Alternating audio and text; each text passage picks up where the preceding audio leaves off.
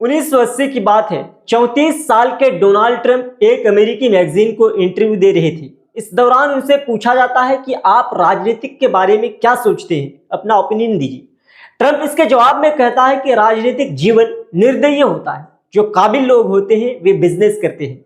मतलब ये कि राजनीतिक जीवन से ज्यादा बिजनेस करने वाले लोगों को उन्होंने ज्यादा तरजीह दी, यानी ज्यादा काबिल समझा और कह भी दिया कि जो राजनीतिक करते हैं वे लोग काबिल होते हैं। 1980 के 45 साल बाद वही ट्रंप दूसरी बार अमेरिका के राष्ट्रपति बनने वाले हैं। वे अमेरिकी सांसद कैपिटल हिल में भारतीय समय अनुसार आज रात करीब 10 बजे शपथ लेंगे। यह शपथ कैसी होगी?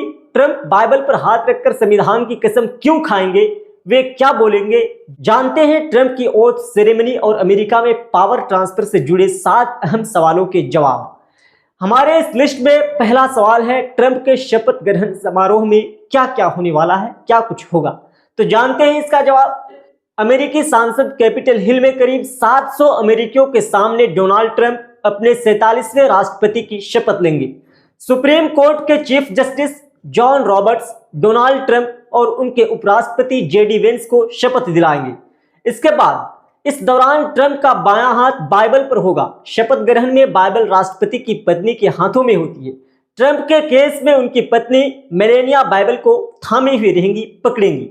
बाइबल को हाथ में लिए ट्रंप कहेंगे, मैं शपथ लेता हूं कि मैं अमेरिकी राष्ट्रपति के दफ्तर की सभी जिम्मेदारियों को ईमानदारी से निभाऊंगा।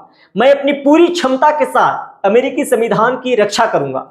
शपथ के बाद ट्रंप का भाषण होगा। अपने पिछले कार्यकाल में शपथ ग्रहण में ट्रंप 17 मिनट तक बोले थे, यानी 17 मिनट का भाषण दिए थे। शपथ के बाद कैपिटल हिल पर कलाकारों की म्यूजिकल परफॉर्मेंस भी होती है। हालांकि इस बार ज्यादातर बॉलीवुड एक्टरों ने, यानी बॉलीवुड कलाकारों ने चुनाव में कमला हैरिस का समर्थन किया था। ऐसे में ट्रंप के लिए कौन परफॉर्म करेगा ये साफ नहीं है। परफॉर्मेंस के बाद ट्रंप कैपिटल हिल के सेटिट्यूरी हॉल में अमेरिका सांसदों के साथ लंच करेंगे। लंच में परोसा गया खाना ज्यादातर राष्ट्रपति और उपराष्ट्रपति के घर से आता है। इसके बाद यूएस कैपिटल से व्हाइट हाउस तक एक रैली होगी जिसे खुद राष्ट्रपति ट्रंप लीड करेंगे। रात में ट्रंप अपने करीबियों के साथ पार्टी में शामिल होंगे। न्यूयॉर्क टाइम्स के मुताबिक ये party chief mark Zuckerberg host करेंगे। जुकरबर्ग चुनाव के बाद से ट्रंप से संबंध बेहतर बनाने में लगे हैं। बाइडेन के कार्यकाल में उन्होंने ट्रंप को फेसबुक से बैन भी कर दिया था। अब आते हैं दूसरे नंबर सवाल पे कि दूसरे नंबर सवाल क्या है। बाइबल पर हाथ रखकर संविधान बचाने की शपथ क्यों लेते हैं अमेरिकी राष्ट्रपति, यानी अमेरिका के राष्ट्रपति जो भी बनते हैं बाइबल पर हाथ रखकर शपथ क्यों लेते हैं? इसका जवाब यह है कि बाइबल पर हाथ रखकर शपथ लेने की परंपरा 1789 में जॉर्ज वाशिंगटन से शुरू हुई थी। हालांकि यह संवैधानिक और कॉन्स्टिट्यूशनल नहीं है। अमेरिका संविधान के मुताबिक नए राष्ट्रपति को सिर्फ शपथ लेनी होती है। इसमें किसी बाइबल या फिर धार्मिक पुस्तक से शपथ लेने जैसे कोई नियम नहीं है। अमेरिका के छठे राष्ट्रपति जॉन क्विंसी ने संविधान पर हाथ रखकर शपथ ली। वहीं थियोडोर रूजवेल्ट ने बिना किसी किताब पर हाथ रखे शपथ लेने की परंपरा को निभाई।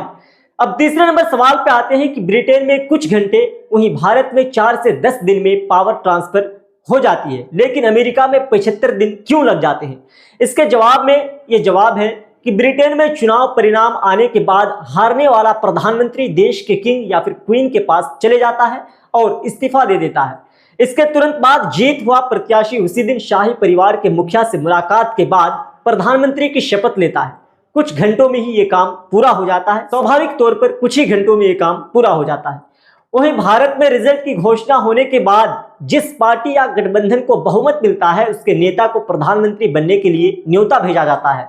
प्रधानमंत्री को भारत के राष्ट्रपति शपथ दिलाते हैं और इसके बाद पावर ट्रांसफर की प्रक्रिया पूरी मानी जाती है और नई सरकार कामकाज शुरू कर दी थी। पिछले 5 चुनावों में पावर ट्रांसफर की प्रक्रिया नतीजों के बाद 4 से 10 दिन में पूरी हो गई। अमेरिका में ऐसा नहीं होता है। पावर ट्रांसफर प्रक्रिया पूरी होने में 72 से 78 दिन लग जाते हैं। इस बार अमेरिका में पावर ऑफ ट्रांसफर में 75 दिन लगेंगे। इसके पीछे की सबसे बड़ी वजह अमेरिका का एक विशाल देश होना है। अमेरिका को 1776 में आजादी मिली। उस वक्त ज्यादातर आबादी दूर दराज के इलाकों में रहती थी। आने जाने के साधन और रास्ते बेहद दुर्गम होते थे। चुनाव के बाद वोटों की गिनती, इलेक्टर्स की बैठक, कांग्रेस तक वोटों के पहुंचाने में काफी वक्त लग जाता था। इसीलिए वोटिंग से शपथ ग्रहण के बीच इतना गैप रखा गया। ये गैप शुरुआती दौर में 4 महीने का था। 1789 में पहले राष्ट्रपति के कार्यकाल की शुरुआत 30 अप्रैल से हुई थी। दूसरे राष्ट्रपति का कार्यकाल 4 मार्च 1993 से शुरू हुआ और फिर यही प्रथा बन गई। नवंबर में चुनाव होने के बाद मार्च तक काफी समय बर्बाद होता था। कैबिनेट बनने के लिए इतने वक्त की जरूरत नहीं थी। 1933 में राष्ट्रपति फ्रैंकलिन डी रूजवेल्ट की शपथ से पहले 20वें संविधान संशोधन के जरिए 20 जनवरी को नए कार्यकाल की शुरुआत की तारीख तय की गई। अब आते हैं चौथे नंबर सवाल पे कि व्हाइट हाउस के पर्दे बदलने से लेकर नए राष्ट्रपति को नेशनल सिक्योरिटी समझाने तक का पावर ट्रांसफर क्या क्या होता है, यानी उसके पावर ट्रांसफर में क्या क्या होता है। इसका जवाब इस प्रकार से है कि नए राष्ट्रपति को 4000 से ज्यादा पॉलिटिकल अपॉइंटमेंट करने पड़ते हैं। इसमें लगभग 1000 को सीनेट की मंजूरी चाहिए होती है। नए कर्मचारियों के लिए ऑफिस और नए ईमेल आईडी बनानी पड़ती है। उन्हें नई जिम्मेदारियों को लेकर ब्रीफ किया जाता है। राष्ट्रपति को नेशनल सिक्योरिटी पॉलिसी की जानकारी दी जाती है। यह सब काम पूरा होने में काफी वक्त लग जाता है, इसीलिए पावर ट्रांसफर के लिए 2 महीने का समय तय किया गया है। साधारण तौर पर पावर ट्रांसफर की प्रक्रिया चुनाव के बाद नवंबर में ही शुरू हो जाती है, पर 2020 में ऐसा बिल्कुल नहीं हुआ। ट्रंप ने चुनाव के 3 हफ्तों तक पावर ट्रांसफर की प्रक्रिया शुरू नहीं होने दी थी। हालांकि ट्रंप ऐसा करने वाले पहले राष्ट्रपति नहीं है। 1932 के चुनाव की बात है। डेमोक्रेटिक पार्टी के फ्रैंकलिन रूजवेल्ट ने रिपब्लिकन पार्टी के हर्बर्ट हूवर को चुनाव में मात दी थी। ये अमेरिका में मंदी का दौर था। रूजवेल्ट ने इससे निपटने के लिए कुछ ऐलान किए थे, लेकिन हूवर को पसंद नहीं थे। रूजवेल्ट को प्लान पर काम करने से रोकने के लिए हूवर ने पावर ट्रांसफर में देरी कराने की कोशिश की। उस वक्त पावर ट्रांसफर का समय भी 4 महीने का था। इसी घटना के बाद उसने इसे घटाकर 2.5 महीने का कर दिया। अब आते हैं 5वें नंबर सवाल पे कि ट्रंप के शपथ ग्रहण समारोह में कौन कौन मौजूद रहेंगे। इसका जवाब बहुत आसान और सिंपल है। अमेरिका राष्ट्रपति के शपथ ग्रहण समारोह में पूर्व राष्ट्रपतियों के मौजूद रहने की परंपरा है। हालांकि पिछली बार ट्रंप ने बाइडेन के शपथ ग्रहण समारोह में हिस्सा नहीं लिया था। वो अमेरिका के 150 साल के इतिहास में पहले ऐसे राष्ट्रपति थे जिन्होंने ऐसा किया था कि वो मौजूद नहीं थे। ट्रंप की गैर मौजूदगी में राष्ट्रपति की जिम्मेदारी तत्कालीन उपराष्ट्रपति माइक पेंस ने निभाई थी। ट्रंप के शपथ ग्रहण समारोह में राष्ट्रपति जो बाइडेन, उनकी पत्नी जिल बाइडेन, उपराष्ट्रपति कमला हैरिस और उनके पति डग एमहॉफ रहेंगे।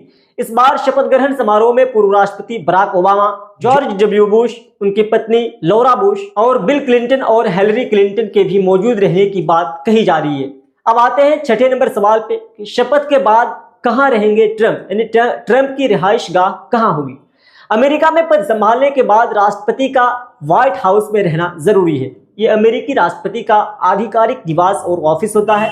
जॉर्ज वाशिंगटन अमेरिका के एकमात्र राष्ट्रपति थे जो कभी व्हाइट हाउस में नहीं रहे। दरअसल उनके राष्ट्रपति रहने के दौरान 1792 में इसका निर्माण शुरू हुआ था। इसका काम 1800 में पूरा हुआ। तब तक वाशिंगटन पद छोड़ चुके थे। जॉन एडम्स पहले राष्ट्रपति थे जो व्हाइट हाउस में रहे।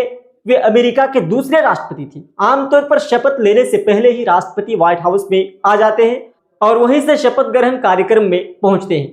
लेकिन 2017 में ट्रंप ने ऐसा नहीं किया था। वे शपथ के बाद ही व्हाइट हाउस में दाखिल हुए थे। इस बार वे भी शपथ के बाद ही व्हाइट हाउस जा रहे हैं। अब आते हैं सबसे लास्ट और आखिरी सवाल पे कि नए राष्ट्रपति के स्वागत में कैसी होती है व्हाइट हाउस की सजावट, उसकी डेकोरेशन।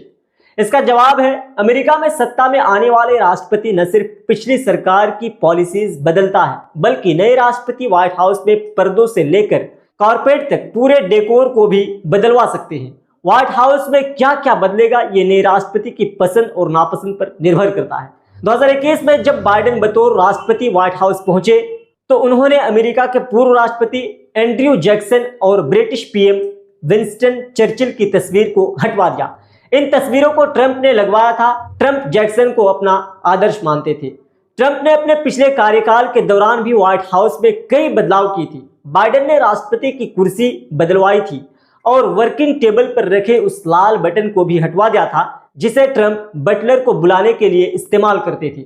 व्हाइट हाउस में एंट्री के बाद वहां के डेकोर में बदलाव करवाने वाले बाइडेन इकलौते राष्ट्रपति नहीं थे, इसके अलावा और बहुत थे। आज की यह खबर आपको कैसी लगी आप हमें कमेंट में जरूर बताएं। लाइक शेयर फॉलो नहीं किया जरूर कीजिए। अभी तक के लिए इतना ही। बहुत बहुत शुक्रिया।